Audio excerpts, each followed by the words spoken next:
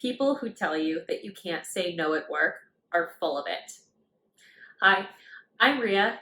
I'm the founder of HopeForge, and today I am going to talk about how to say no at work and set boundaries and not completely undermine yourself. So, first, I do want to talk about the common misunderstanding that we have about work where you always have to say yes to everything or you're going to seem like a quitter, naysayer, not a teammate, whatever else, right? First, that's complete and utter garbage. If you say yes to everything, what happens, especially if you're at work? Well, I'm sure that you've seen it in action if you haven't experienced it yourself. Often, the people who say yes to everything, they find themselves underwater, working tons of additional hours, unable to focus on their main priorities, constantly being dumped on and taken advantage of. And you know what's crazy? A lot of times not even being given real credit for what they've done. It's weird, right? So we always hear a lot about how it is career suicide to say no, right? But we don't hear as much how it can be just as much career and well-being suicide for us to keep saying yes. So today, what I'm going to do is I'm going to talk about the realities of how to set boundaries when it comes to additional work at work, and then also 3 different tactics for setting boundaries that are going to make you look better, stronger, and more competent, even as you stand your ground and move forward in your career and your workload. So first, it is true that if you automatically say no to a new project, then people are going to judge you. And of course they are. If it were you, okay? If it were you, and let's say it's not even work, and you were going to someone with like an idea or something else, and you were like, hey, I have this amazing idea that I want you to do with me, and it's this, right? Or maybe you don't even get so far as to talk about what the project or idea is that you want to share and involve the other person in, and they're like, no. First, what we're gonna hear underneath that no is, screw you, no. Let's be real. Like, no? What do you don't even know. You don't even know how you're saying no, right? But also, we're gonna look at them and be like, see if I come to you with anything in the future. So, it is true that it can be a very fraught and sensitive process to say no and set boundaries. And that's because in anything in life, setting a categorical 100% screw you, no, I don't want to hear anymore, I don't want to know anymore, I can't do anything anymore, you are not going to get a good response to that. And in the workplace, in your career, is no exception. If you think about yourself, if you are shut down from Jump Street, you're gonna feel some way about it, right? So here are 3 tactics to help you navigate the request and the question that is being brought to you, and then to make a decision and think more deeply about what it is that will work for you and whether or not you want to proceed. So first, let's say that you have someone coming to you and they are your boss. A lot of times it is our bosses, right? I know this from my own experience. I have had bosses who would quite literally bounce to my office door with the purest of joy and would be like, guess what, Ria? I have this incredible idea. And like, as I'm listening to them and I am taking in their joy, it is like a psychological train wreck where I am going, oh my God, I have to redo my next 2 weeks, right?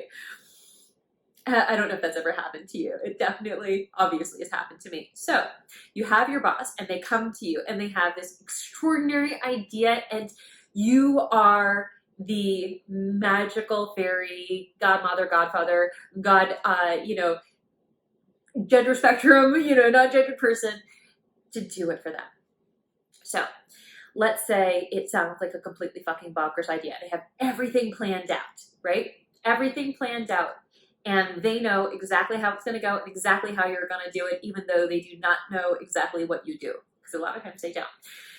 Well, first, I would suggest that you always start off any of these requests with validating their excitement and thanking them, whether it's your boss, whether it's a coworker, whether it's someone who you are supervising, thanking them for coming to you with their idea and passion. Because think about it.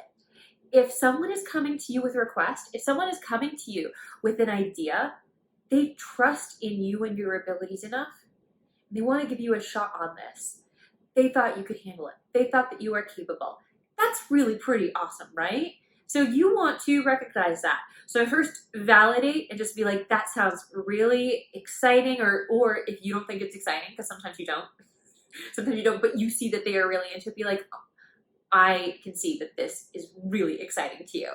And just be excited for that. Be excited for their feeling, okay? So say it with me, maybe. I can see that is so exciting to you. Oh, that is great. Thank you so much for thinking of me for this. Or, I really appreciate you coming to me and asking me to help with this. And try to think about like why it could be good that they're coming to you. Maybe it's not something you want to say yes to, but think about what all of that means again. And generally, you're going to be able to respond genuinely. If you think of it as an endorsement of your skills and your abilities, yeah, thank you. Thank you for having faith in me, right? So think about it that way. So validate, appreciate. So these are the first two steps. And then you do not go to negotiating. That is starting way too much on the deep end, right? Instead, you want to dig down and understand. Because especially if your boss or someone else is coming to you with a total roadmap, and it is not like a full project that they're asking you to take over and they're like your peer or something, but like, well, even in that case, maybe, but they have a dream and they have a dream path and they want you to be in charge of that path, chances are you know better ways of achieving that path. So first, you want to say, all right, can you tell me what the goals are here? Not what it is we're doing, but what we want to have achieved at the very end. So don't talk about all of the processes.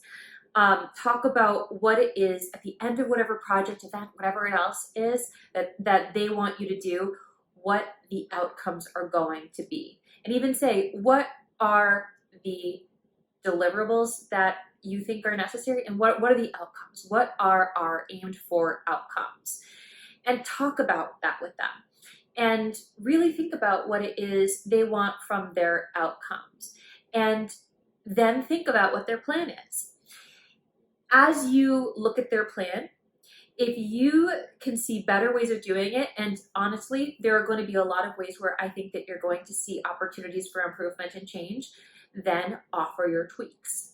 Say, okay, well, I see this is potentially happening and this is happening. And then looking at the outcome, what you want to do is consider with all of your tweaks and changes, is that project, is that new task something that you can do, that you'd be interested in doing, that would be good for your career? So remember, you're going to be doing it, so you're going to have ownership over it, which means that you do have to have collaborative power on this to a certain extent, even if it's small, right? And so the part of the process where you're setting boundaries is you are pushing back in a supportive and productive way on your boss on how to actually get to the things that they really want and what it is they really want, and challenging a little bit their assumptions on the pathway to get there. So that's the first one. The second way that you can set boundaries and figure out whether or not you want to say no, or if you want to say yes, is you can do an inventory assessment. So, let's say it's your boss again, or maybe it's a coworker, or even, and they have the best idea, right? And you need to help them with that idea. Well, before you say no, again, you want to validate and appreciate, always validate and appreciate, but then do an inventory assessment of all of the things that would be necessary and important for you to be able to help out. So this inventory assessment could be anything from hardware equipment to additional time that you would need to carve out of your schedule, to having someone help you, to all different kinds of things. And as you do an inventory assessment, you want to do an inventory assessment that basically is like, okay, this is what I would need to be able to do everything exactly as you want it. But if I can't get everything on this inventory list, this is how the final product is going to get scaled back. Is that okay? How, so you want to match your inventory, which has to do with your resources, and that's much more than just your physical resources, right? Financial, well-being, all these different things. Like, you want to do an inventory assessment, right? The final thing that you can do when someone comes bouncing or strolling or whatever else to you with a request or an idea is you can examine the time frame. This often happens when you are supervising other people, but not always. So as an example, you will have people who often ask to have time off in a small team where you can't have a lack of overlap in, sort of oversight, right? And so someone has to be manning the base. In which case, sometimes you do have to say no in a particular time frame, but you can defer gratification and put things off. This doesn't have to only do with just requests for time off. This could also be projects and more. So as an example, you might have someone come to you with an idea for this amazing event that they want to have done next weekend, and you are like, your excitement and joy is beautiful, and I see your passion, and I love that. And truly, like, when you are working in an environment where someone is passionate about what they're doing, treasure it. And thank you for coming to me. But in order for that to happen within your best case time frame, we would have to do all of these things and push all of these things off. And often it can't happen. Maybe you have reports that are due or big events that are happening otherwise, and simply say, this weekend is not doable. However, these other weekends are doable. So thinking about time frames where it is not something that can be done immediately. When is the latest you need it by? Can we defer things a little bit? And looking at when you can basically reschedule whatever it is that they're asking of you. So those are the 3 ones that I would suggest that you start with. Basically going and digging into the greater goals and what the outcomes should be. The next one is doing an inventory of resources and making sure that you have all the resources necessary to achieve whatever project or outcome it is that's being asked of you. And if not, scaling back as needed. And then for the third one, what you need to do is basically look at your time frame and time schedule and do a realistic assessment of what timing is necessary. Because I'm going to tell you, human beings, we're yesers, we're people pleasers. Fundamentally, many more of us are than are not. And we dug ourselves into so many holes by saying yes because we don't want to say no, by saying yes and then just being like, no one's here, what am I going to do? Saying yes and then saying, I have too many projects, I'm working 90 hours a week. So setting boundaries and saying no doesn't mean saying no completely. It can be setting no partially so that you can give an overall yes. And as a last note, always stay strong. Because if people come back to you and ask again for you to change whatever partial or whole no's you give, people are more likely to change our minds when that happens. But then when we change our minds after we've set boundaries and said no, we are far more likely to be unhappy with ourselves and our situation than if we'd said yes in the beginning. So if you're not sure, you think maybe it could be a yes, you know what? Just say yes from the beginning. So for more research-based career and wellness and balance tips and tricks, please follow me and subscribe button at HopeForge. And if you would like another 12 ways to say no at work, then click the link and download my free ebook, 15 ways to say no at work. And I will see you later.